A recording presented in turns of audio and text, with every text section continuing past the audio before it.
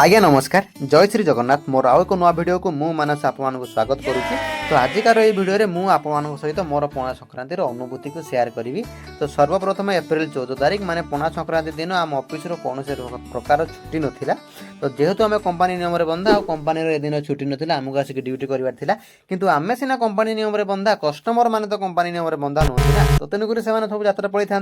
जदि आम 10टा पार्सल आणिक आसलु 5टा लोक कल कले किसी लोक तो फोन उठाती नहीं।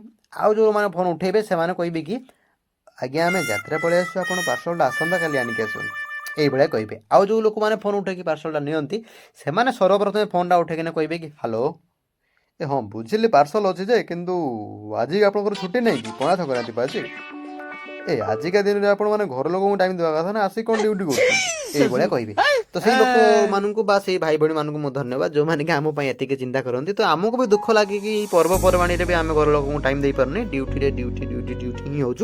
तो फिर भी यही दुख मध्य गोटे सुख ये कि धर आम घरे रही था आम निज गाँव में बुली था आउ जो गाँव को बुलिया जाते से गाँव में बुली था। कि जेहेतु आम पणा संक्रांति में 12 द्वार हो तो 20-30टा गाँव बुला बेलू आम सब गाँव पणा आ यात्रा को एंजॉय कर गोटे प्लस पॉइंट एतिक रोचे। Good night.